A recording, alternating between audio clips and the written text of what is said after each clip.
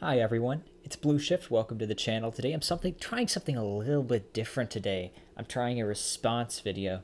So I came across this video by Prager University about the Electoral College, and there's oh boy, there's a lot of stuff in here that really doesn't work. So what I'm going to do is go through each point in the video and sort of give you my kind of off-the-cuff responses to this. Say some of the things I really don't buy about what this video is trying to claim. So anyway, let's get right into it. In every presidential election, only one question matters. Which candidate will get the 270 votes needed to win the Electoral College? Our founders so deeply feared a tyranny of the majority that they rejected the idea of a direct vote for president. That's why they created the Electoral College. Sort of. Kinda. No. They did fear that the population could be kind of manipulated or influenced by foreign powers, but the main concern was to address the problem of electing an unqualified individual to the presidency. However, since states' electoral votes are decided on a winner-takes-all basis, and electors very rarely defect, in practice, the Electoral College doesn't temper the popular view much at all. All it does is arbitrarily overvalue, devalue, or even throw out the votes of millions of voters. If the population, or the population whose votes matter according to the Electoral College, votes for a candidate that any reasonable person would agree is unqualified, the Electoral College will not defect. That person gets the nomination.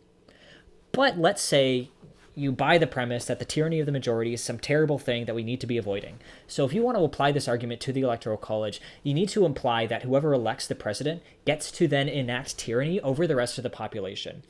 But if this is the case, then the practical effect of the Electoral College is to occasionally allow tyranny by minority rather than majority. Either way, whoever nominates the president gets to tyrannize everybody else. The only effect of the Electoral College is to then allow the minority to occasionally enact tyranny. And frankly, I really don't buy that that's better than the status quo. If your problem is that electing the president allows a group to enact tyranny over everybody else, then why not change the president, instead of worrying so much about changing and protecting this Electoral College system?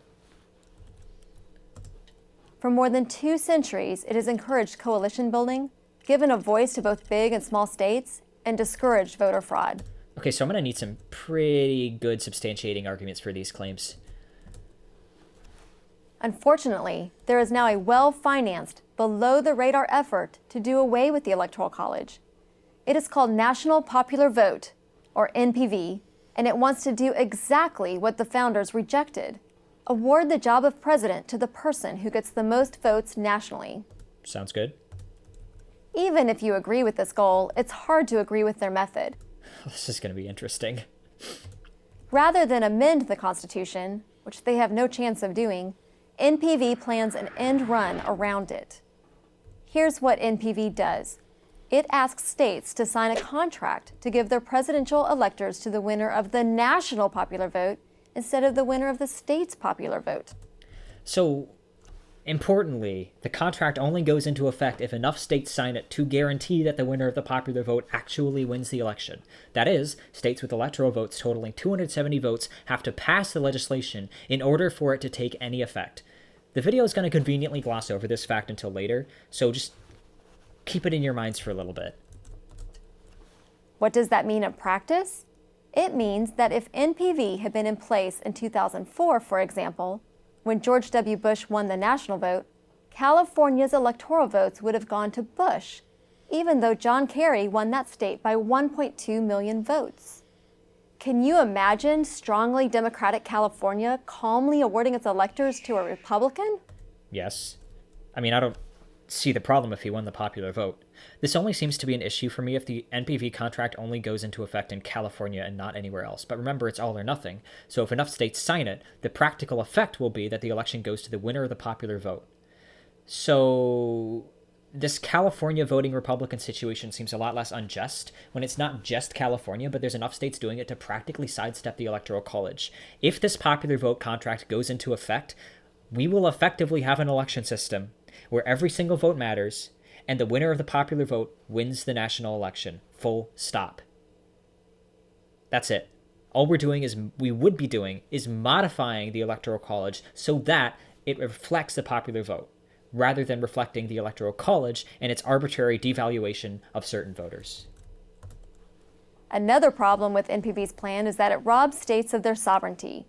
A key benefit of the Electoral College system is that it decentralizes control over the election. Currently, a presidential election is really 51 separate elections, one in each state and one in D.C. These 51 separate processes exist side by side in harmony. Harmony is a strong word. And cannot interfere with each other. And they wouldn't under a popular vote. California's election code applies only to California and determines that state's electors. So a vote cast in Texas can never change the identity of a California elector. And if we move to a national popular vote compact, what would happen is every vote in every state would practically define the outcome of the election. So practically speaking, your effective political representation as a California voter will be exactly as though the actual system was that the popular vote wins the election. Okay? So just because we would be modifying the Electoral College to guarantee the popular vote matches the national popular vote, practically the way you're going about doing that, yes, is changing the outcome of the California election. But the practical effect of that would be to guarantee that every vote in every state counts, because we would be doing a national popular vote as opposed to the status quo. NPV would disrupt this careful balance. It would force all voters into one. Except it's not a balance. That's the problem, right? Yes, every state's election code is different. You know what else is different about every state? The number of electors that correspond to each individual vote. So if you're a voter in California, your vote translates to fewer electoral votes than if you were a voter in Wyoming. And that only depends on where you happen to live. It doesn't depend on anything else. So what that means is that the status quo isn't balanced at all. Okay? It's not. The claim that this is some balanced, harmonious system because there's 51 separate elections that all do their own thing is completely fallacious. National election pool. Thus, a vote cast in Texas will always affect the outcome in California.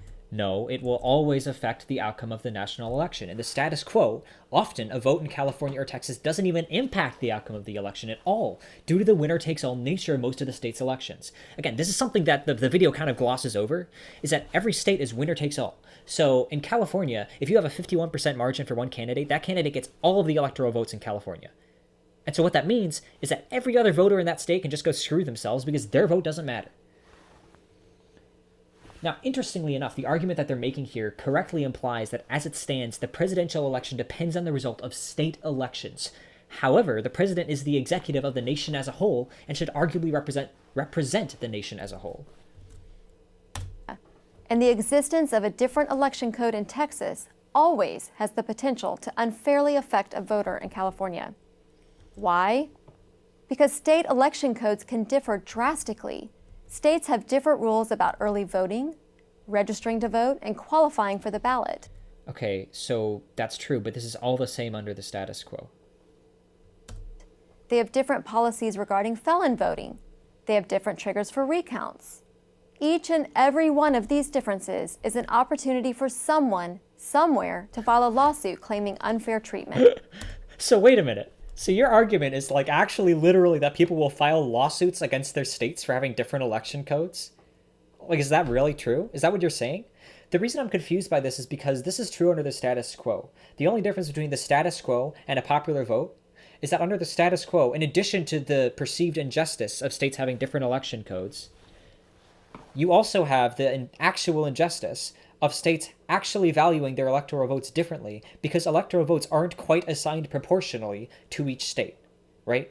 So if this is actually a thing that happens, why isn't it far worse under the status quo? Because remember, the practical outcome of the National Popular Vote Compact would actually be to assign the winner of the election, the popular election, to win the presidency, right? So the actual practical outcome of the Popular Vote Compact would be to make sure that the president who wins the election wins the popular vote. That's it, right?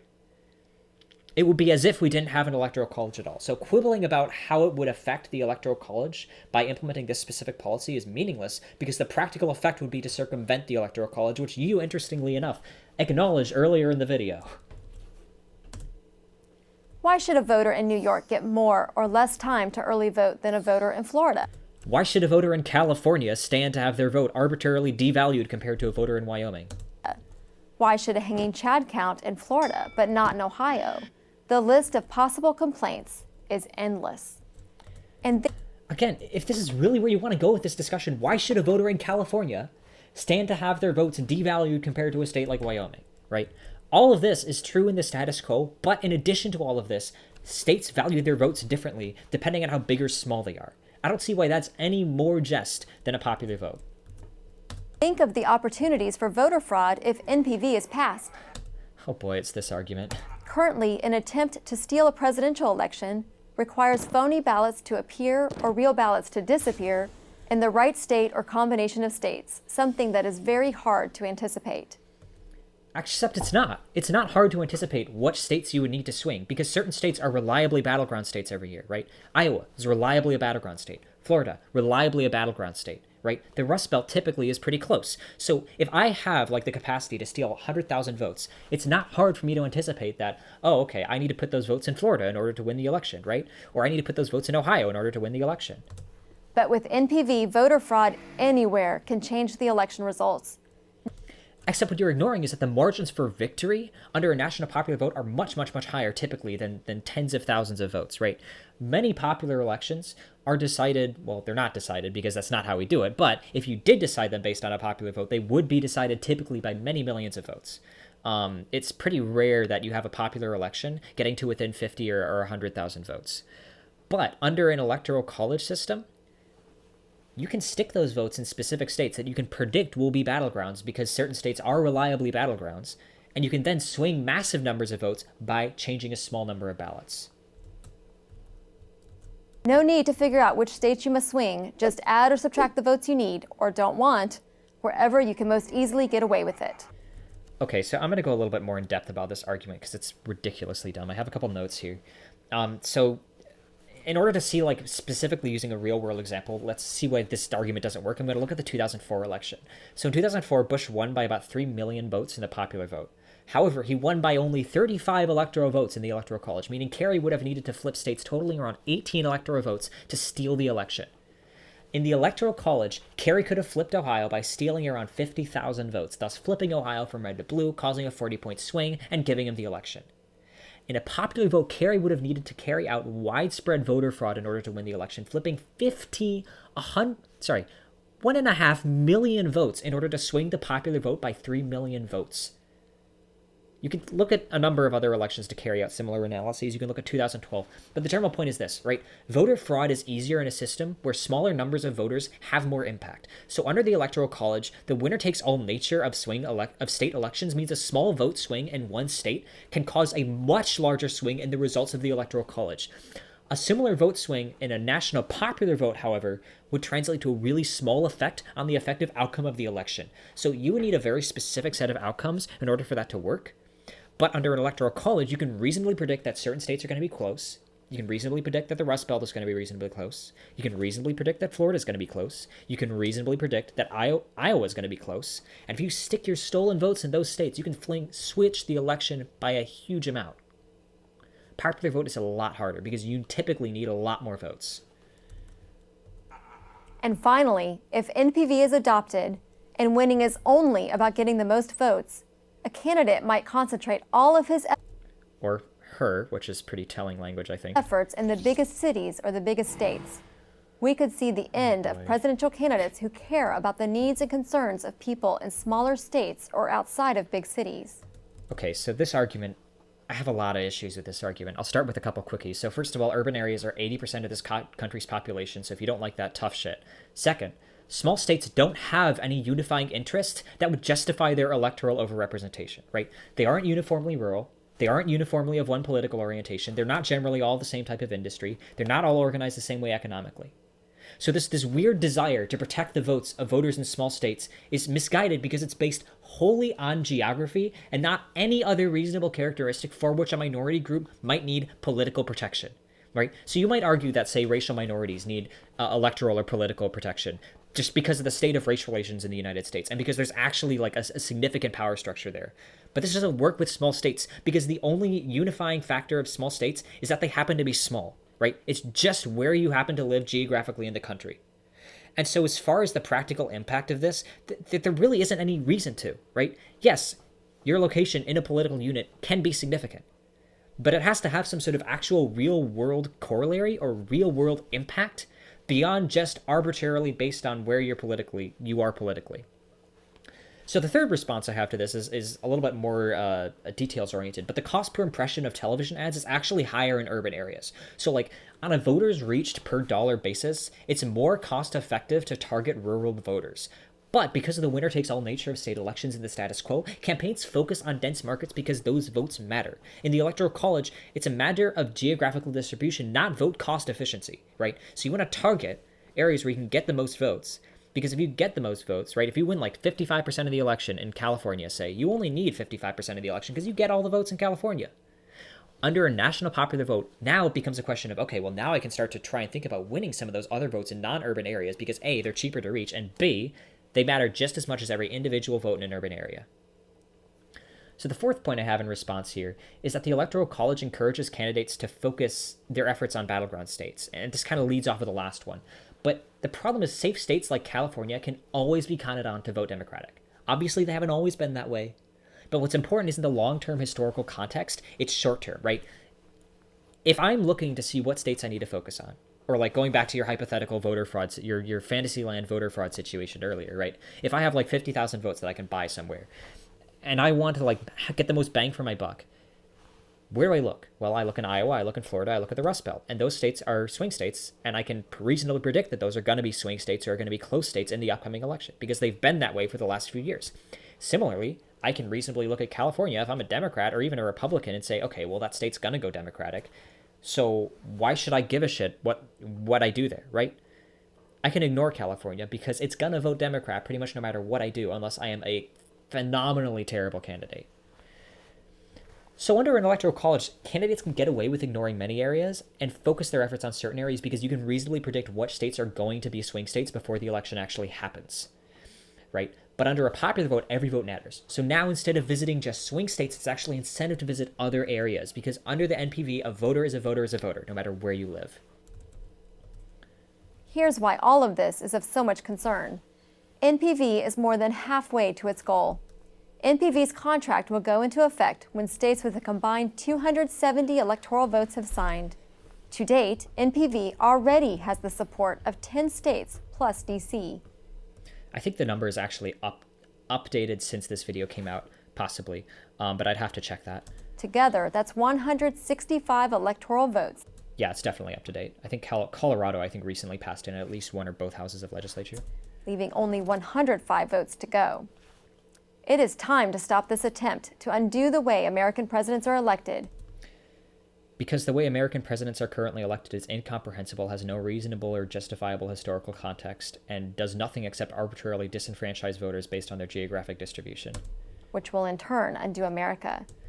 Okay, even if I buy every other argument you've made in this video, I have a really hard time buying that all of those impacts is going to cause the country to somehow collapse. The people behind NPV think they are wiser than every generation of Americans.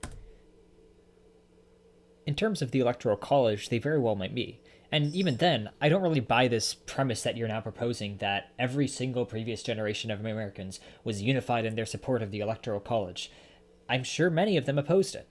And even if everyone was unified in support of the Electoral College, that doesn't mean that it's a good idea, and that doesn't mean we can't conduct objective analyses of it now in the current political context and say, okay, this system might not be working because it actively disenfranchises millions of people. That preceded them. They aren't. I'm Tara Russ for Prager University. Okay, so broadly speaking, my big issue with a lot of criticisms of a proposal for a national popular vote is a lot of these people who, argue in favor of the Electoral College do so based on a lot of incorrect assumptions about how election politics work and a lot of things that are just downright not true. So some of the claims that are made in this video are just mathematically wrong. Some of them are factually wrong, and some of them are misleading or misrepresentative. And I just wanted to put this video out because I really am kind of sick and tired of seeing all these unfounded defenses of the Electoral College. This idea that the Electoral College protects rural voters. No, the Electoral College disenfranchises rural voters by forcing candidates to focus on large urban areas in swing states. there's this idea that the Electoral College protects the interests of small states, while conveniently ignoring the fact that small states have no unifying interests beyond being small states. Okay? There's no valid reason to keep the Electoral College around. And in my view, if the states can circumnavigate it somehow, I would be fine with that. So thanks so much for watching. Thanks for your time. I hope this video was informative or thought-provoking. If you enjoyed it, please subscribe, and I hope to see you next time.